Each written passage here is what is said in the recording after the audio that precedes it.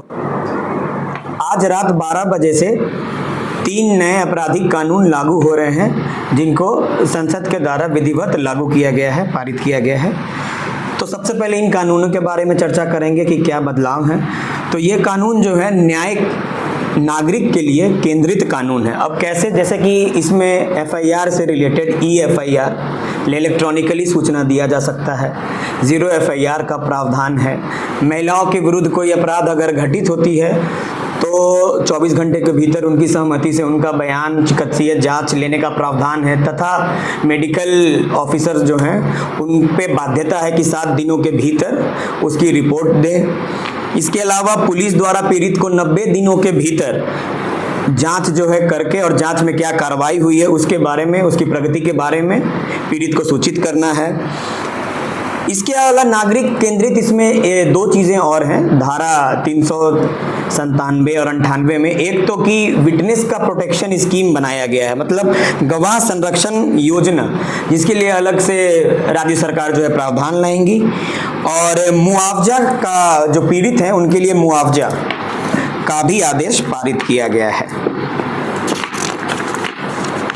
अब कुछ न्याय प्रणाली में टेक्नोलॉजी लाया गया है, बदलते समय के अनुसार टेक्नोलॉजी लाया गया है, ताकि जो हम लोग साक्ष्य संकलन करते हैं, जो न्यायिक प्रक्रिया है, उसमें थोड़ी ट्रांसपेरेंसी रहे और त्वरित कार्रवाई हो पाए।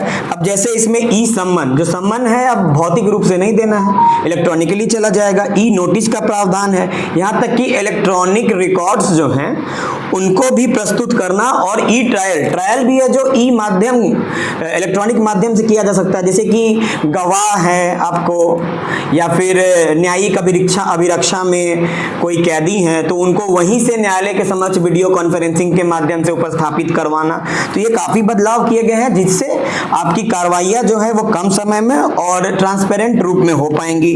दस्तावेज जो है उसकी परिभाषा बदली गई है कि इलेक्ट्रॉनिक रिकॉर्ड्स जो है उसमें शामिल किया गया है। तो अब कोई भी इलेक्ट्रॉनिक साक्ष्य हम लोग प्रस्तुत करते हैं तो उसको दस्तावेज के रूप में माना जाएगा। सेकेंडरी एविडेंस जो होता है, द्वितीय साक्ष्य जो होते हैं, उनकी परिभाषा को बताया गया है। जैसे ओरिजिनल से अगर कॉपी बनाया जाता है उसी समय किसी इलेक्ट्रॉनिक साक्ष्य का, तो वो भी हमारा जो द्वितीय साक्ष्य होगा। महिलाओं और बच्चों पे विशेष फोकस किया गया है। कुल मिला के 37 धारा ऐसी हैं जिनमें इनके ऊपर कोई भी अपराध होता है उससे निपटने की धाराएं दी गई हैं। इसमें सबसे बड़ा बदलाव है कि इसको जेंडर न्यूट्रल किया गया है इन सभी अपराधों को। जैसे महिलाओं के विरुद्ध अपराध जो था पहले, तो दृश्यकारिता हो गया और डिसरोप, बेनग्न करना, ये अगर कोई महिला भी कारित करती है तो वो भी अब न्याय के धारा में आ गए हैं। प्लस जो हमारे पहले चाइल्ड का डेफिनेशन, बच्चों का डेफिनेशन था, उसको जेंडर न्यूट्रल किया गया, सामान्य किया गया कि बच्चा कोई भी हो, मेल हो, फीमेल हो या उभय लिंगी हो, 18 वर्ष से बस कम उम्र होनी चाहिए, वो बालक की डेफिनेशन के अंदर आएगा। इसके अलावा कुछ नए अपराध जोड़े गए हैं, जैसे कि झांसा देकर बलात्संग करने का आरोप होता है, छीन झपटी, जो झपटमारी होती थी तो उसको जोड़ा गया है, छोटे संगठित अपराध को जोड़ा गया है, बड़े असंगठित अपराध, ऐसी धाराएं कुछ नई लाई गई हैं। उसके अलावा एक बड़ा बदलाव हुआ है कि देश की संप्रभुता, एकता, अखंडता पे अगर कोई लोग या विशेष समूह प्रहार करते हैं तो उसके रूप भी बदलाव है। जो राजद्रोह था उसको हटा के ये देशद्रोह के अंदर लाया गया है। तो काफ़ी अच्छे बदलाव हुए गए हैं, काफ़ी अच्छे रूप से नई चीज़ों को परिभाषित किया गया है। मॉब लिंचिंग है इसमें एक, कि अब जो मॉब लिंचिंग के दोषी होंगे उनको मृत्यु दंड तक की सजा मिलेगी। त्वरित न्याय, अब त्वरित न्याय के लिए क्या क्या है, कुल मिला के बीएनएस में 45 धाराओं को इसमें जोड़ा गया है बीएनएसएस पे। अब इसमें क्या है, जैसे एक आपको एग्जांपल दे रहे हैं, पहली सुनवाई जब भी होती है उसके 60 दिनों के अंदर आरोप को तय कर लेना है न्यायालय के द्वारा।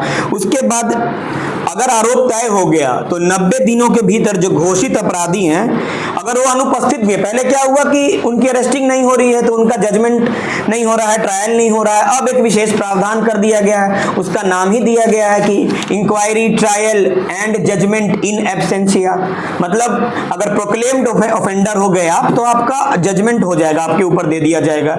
उसके बाद आपको अपील का भी कम समय दिया जाएगा, उस समय तक भी आप अगर नहीं प्रस्तुत हुए तो आपको अपील का भी पावर नहीं दिया जाएगा। तो ये त्वरित न्याय में है। इसके अलावा एक इंपॉर्टेंट इंपॉर्टेंट बदलाव है कि आपराधिक कार्यवाही में कोर्ट को 2 से अधिक, ध्यान देंगे, 2 से अधिक स्थगन देने की अनुमति नहीं है। तो एक बहुत अच्छा है। बार बार जो है डिफेंस काउंसिल लोग जो है कोई ना कोई बहाना बनाकर अक्सर देखा जाता है कि स्थगित करते हैं, एडजर्नमेंट करते हैं, तो अब केवल 2 बार का प्रावधान है। अब देखते हैं कि क्रिमिनल जस्टिस सिस्टम में क्या क्या और बदलाव किया गया। तो इसमें एक मेजर बदलाव है कि अब अभियोजन निदेशालय राज्य स्तर पे भी होगा और जिले के स्तर पे भी होगा, जिसमें एक निदेशक रहेंगे, उनके नीचे उप निदेशक, उनके नीचे सहायक निदेशक, और सबको अपने अपने कार्य क्षेत्र बांटा गया है विस्तृत रूप से, जो बहुत अच्छा है।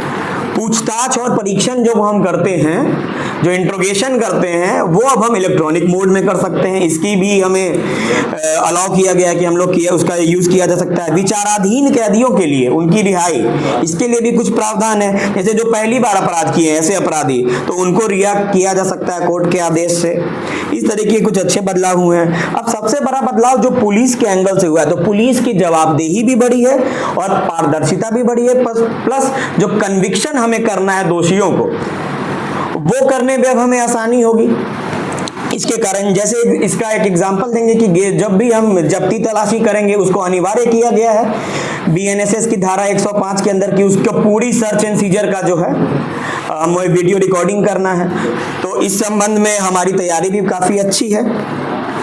फिर बताया गया कि असंज्ञेय मामलों में दैनिक डायरी रिपोर्ट मजिस्ट्रेट को 15 दिनों के अंतराल में भेजी जाएगी, तथा एनसीआरबी के द्वारा एक संकलन ऐप है जो डेवलप किया गया है, जिससे सभी पुलिस पदाधिकारी और भी जो प्रशासनिक पदाधिकारी इसको तुरंत इसको इस्तेमाल करके धाराओं के बारे में जान सकते हैं। सीधा इसमें आप अब धारा डालिए और उसमें क्या प्रावधान है आपको आ जाएगा। ये आम जनता के लिए भी ये आराम से ऐप स्टोर से डाउनलोड कर सकते हैं और इसको यूज कर सकते हैं। तो एनसीआरबी के द्वारा संकलन ऐप है, संकलन ऐप, जो एप्पल ऐप स्टोर और गूगल ऐप प्ले स्टोर दोनों में है। तो हमारा अनुरोध है जनता से कि हमसे जुड़े, हमारे फेसबुक का लाइव पेज होता है, हमारे ट्विटर का पेज है, हमसे कनेक्ट करें, इन नए आपराधिक कानूनों के बारे में जानें और इसके बारे में और चर्चा हो, जन जागरूकता हो। तो ये थी इसके बारे में बात। अब हम बात करेंगे कि पुलिस की इसमें क्या तैयारी है।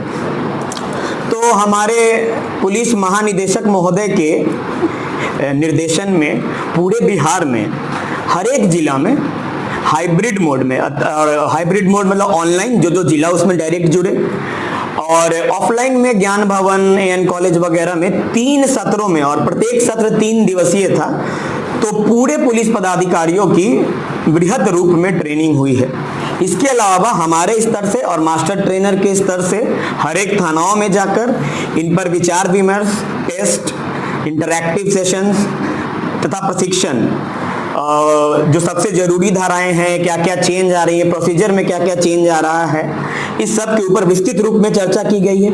इसके प्रभावी क्रियान्वयन हेतु पिछले 1 माह से हम लोग भिन्न भिन्न रूप से प्रशिक्षण दे रहे हैं। तो ये होगी प्रशिक्षण की बात। इसके अलावा इसको हम लोग कैसे धरातल पे लागू करेंगे, इसके लिए विशेष रूप से व्यवहारिक प्रशिक्षण पे ध्यान दिया गया है। जैसे सीसीटीएनएस में बदलाव किया गया है, ई साक्ष्य का संकलन कैसे करेंगे उसमें बदलाव किया गया है, पुलिस आदेश जारी किया गया है। फॉरेंसिक साक्ष्य संकलन कैसे होगा, 7 साल से ऊपर की जो भी सजाएं हैं उनमें अनिवार्यता है फॉरेंसिक साक्ष्य संकलन की। तो उसके लिए एक हमारे हर जिला में अब जो है एक चलंत फॉरेंसिक टीम रहेगी, जिसको एक फॉरेंसिक साइंटिस्ट लीड करेंगे। तो कुल मिला के देखेंगे कि हमारी तैयारी काफी अच्छी है, और ये जो मेजर स्विच है जो सरकार की तथा पुलिस जो है हेडक्वार्टर्स का, ये एक बहुत बड़ा पुश है जो पुलिसिंग को जो है पॉजिटिव वे में चेंज करेगा। तो इसी के साथ काफी अच्छा आप लोग से भी हम लोग सहयोग की अपेक्षा करेंगे। धन्यवाद, जय हिंद।